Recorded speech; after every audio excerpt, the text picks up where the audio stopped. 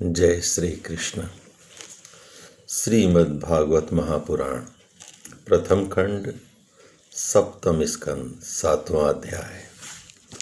प्रहलाद जी द्वारा माता के गर्भ से प्राप्त हुए नारद जी के उपदेश का वर्णन। नारद जी कहते हैं, युधिष्ठिर, जब दैत्य बालकों ने इस प्रकार प्रश्न किया तब भगवान के परम प्रेमी भक्त प्रहलाद जी को मेरी बात का स्मरण हो आया। कुछ मुस्कुराते हुए उन्होंने कहा, जब हमारे पिताजी तपस्या करने के लिए मंदराचल चले गए तब इंद्र आदि देवताओं ने दानवों से युद्ध करने का बहुत बड़ा उद्योग किया। वे इस प्रकार कहने लगे कि जैसे चींटियां सांप को चाट जाती हैं, वैसे ही लोगों को सताने वाले पापी हिरण्यकशिपु को उसका पाप ही खा जाएगा। जब दैत्य सेनापतियों को देवताओं की भारी तैयारी का पता चला तब उनका साहस जाता रहा। वे उनका सामना नहीं कर सके। मार खाकर स्त्री, पुत्र, मित्र, गुरुजन, महल, पशु और सास समान की कुछ भी चिंता न करके वे अपने प्राणों को बचाने के लिए बड़ी जल्दी में सब के सब इधर उधर भागने लगे। अपनी जीत चाहने वाले देवताओं ने राजमहल में लूट खसोट मचा दी।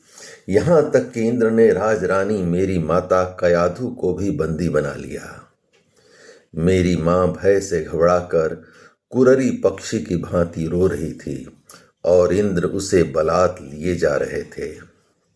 दैववश देवर्षि नारद उधर आ निकले और उन्होंने मार्ग में मेरी माँ को देख लिया। उन्होंने कहा, देवराज, यह निरपराध है, इसे ले जाना उचित नहीं। महाभाग, इस सती साध्वी पर नारी का तिरस्कार मत करो, इसे छोड़ दो, तुरंत छोड़ दो। इंद्र ने कहा, इसके पेट में देवद्रोही हिरण्यकशिपु का अत्यंत प्रभावशाली वीर है। प्रसव पर्यंत यह मेरे पास रहे। बालक हो जाने पर उसे मारकर मैं इसे छोड़ दूंगा। नारद जी ने कहा, इसके गर्भ में भगवान का साक्षात प्रेमी भक्त और सेवक अत्यंत बली और निष्पाप महात्मा है। तुम में उसको मारने की शक्ति नहीं है।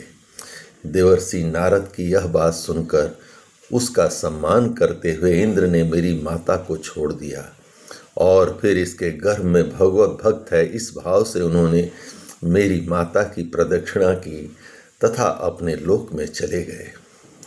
इसके बाद देवर्षि नारद जी मेरी माता को अपने आश्रम ले गए और उसे समझा बुझा कर कहा कि बेटी, जब तक तुम्हारा पति तपस्या करके लौटे तब तक तुम यहीं रहो।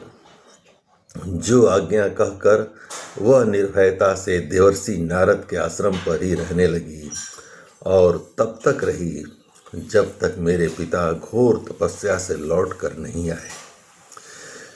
मेरी गर्भवती माता मुझे गर्भस्थ शिशु की मंगल कामना से और इच्छित समय पर अर्थात मेरे पिता के लौटने के बाद संतान उत्पन्न करने की कामना से बड़े प्रेम तथा भक्ति के साथ नारद जी की सेवा शुश्रूषा करती रही। देवर्षि नारद जी बड़े दयालु और सर्वसमर्थ हैं। उन्होंने मेरी माँ को भागवत धर्म का रहस्य और विशुद्ध ज्ञान दोनों का उपदेश दिया। उपदेश करते समय उनकी दृष्टि मुझ पर थी।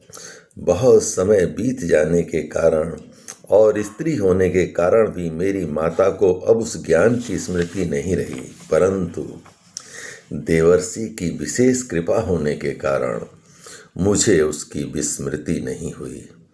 यदि तुम लोग मेरी इस बात पर श्रद्धा करो तो तुम्हें भी वह ज्ञान हो सकता है, क्योंकि श्रद्धा से स्त्री और बालकों की बुद्धि भी मेरे ही समान शुद्ध हो सकती है। जैसे ईश्वर मूर्ति काल की प्रेरणा से वृक्षों के फल उगते, लगते, ठहरते, बढ़ते, पकते, क्षीण होते और नष्ट हो जाते हैं, वैसे ही जन्म, अस्तित्व की अनुभूति, बुद्धि, परिणाम, क्षय और विनाश, ये 6 भाव विकार शरीर में ही देखे जाते हैं। आत्मा से इनका कोई संबंध नहीं है। आत्मा नित्य अविनाशी शुद्ध एक क्षेत्रज्ञ आश्रय निर्विकार स्वयं प्रकाश सबका कारण व्यापक असंग तथा आवरण रहित है। ये 12 आत्मा के उत्कृष्ट लक्षण हैं। इनके द्वारा आत्म तत्व को जानने वाले पुरुष को चाहिए कि शरीर आदि में अज्ञान के कारण जो मैं और मेरे का झूठा भाव हो रहा है उसे छोड़ दे। जिस प्रकार स्वर्ण की खानों में पत्थर में मिले हुए स्वर्ण को उसके निकालने की विधि जानने वाला स्वर्णकार उन विधियों से उसे प्राप्त कर लेता है, वैसे ही अध्यात्म तत्व को जानने वाला पुरुष आत्म प्राप्ति के उपायों द्वारा अपने शरीर रूप क्षेत्र में ही ब्रह्म पद का साक्षात्कार कर लेता है। आचार्यों ने मूल प्रकृति महत तत्व अहंकार और पंच तन मात्राएं इन 8 तत्वों को प्रकृति बतलाया है। उनके 3 गुण हैं सत्व रज और तम तथा उनके विकार हैं 16 10 इंद्रियां 1 मन और पंच महाभूत। इन सब में एक पुरुष तत्व अनुगत है। इन सब का समुदाय ही देह है। यह 2 प्रकार का है, स्थावर और जंगम। इसी में अंतःकरण इंद्रिय आदि अनात्म वस्तुओं का यह आत्मा नहीं है। इस प्रकार बाध करते हुए आत्मा को ढूंढना चाहिए। आत्मा सब में अनुगत है परंतु है वह सबसे पृथक। इस प्रकार शुद्ध बुद्धि से धीरे धीरे संसार की उत्पत्ति स्थिति और उसके प्रलय पर विचार करना चाहिए। उतावली नहीं करनी चाहिए। जागृत स्वप्न और सुषुप्ति ये तीनों बुद्धि की वृत्तियां हैं। इन वृत्तियों का जिसके द्वारा अनुभव होता है वही सबसे अतीत सबका साक्षी परमात्मा है।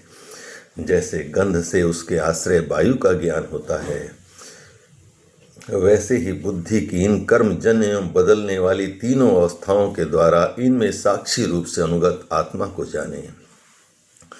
गुणों और कर्मों के कारण होने वाला जन्म मृत्यु का यह चक्र आत्मा को शरीर और प्रकृति से पृथक न करने के कारण ही है।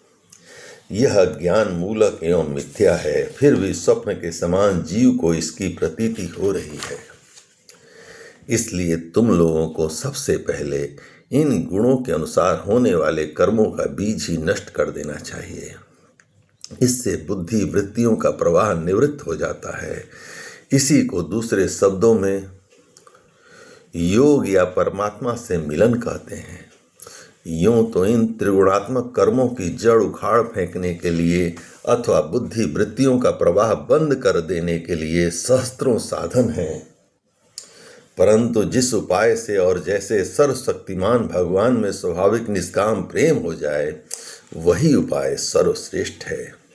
यह बात स्वयं भगवान ने कही है। गुरु की प्रेम पूर्वक सेवा, अपने को जो कुछ मिले वह सब प्रेम से भगवान को समर्पित कर देना, भगवत प्रेमी महात्माओं का सत्संग, भगवान की आराधना, उनकी कथा वार्ता में श्रद्धा, उनके गुण और लीलाओं का कीर्तन, उनके चरण कमलों का ध्यान और उनके मंदिर मूर्ति आदि का दर्शन पूजन आदि साधनों से भगवान में स्वाभाविक प्रेम हो जाता है। सर्वशक्तिमान भगवान श्री हरि समस्त प्राणियों में विराजमान है। ऐसी भावना से यथाशक्ति सभी प्राणियों की इच्छा पूर्ण करें और हृदय से उनका सम्मान करें। काम, क्रोध, लोभ, मोह, मद और मत्सर इन 6 शत्रुओं पर विजय प्राप्त करके जो लोग इस प्रकार भगवान की साधन भक्ति का अनुष्ठान करते हैं उन्हें उस भक्ति के द्वारा भगवान श्री कृष्ण के चरणों में अनन्य प्रेम की प्राप्ति हो जाती है। जय श्री कृष्ण। श्रीमद्भागवत महापुराण प्रथम खंड 7वें स्कंद का 7वें अध्याय का प्रथम भाग संपूर्ण हुआ। जय श्री कृष्ण।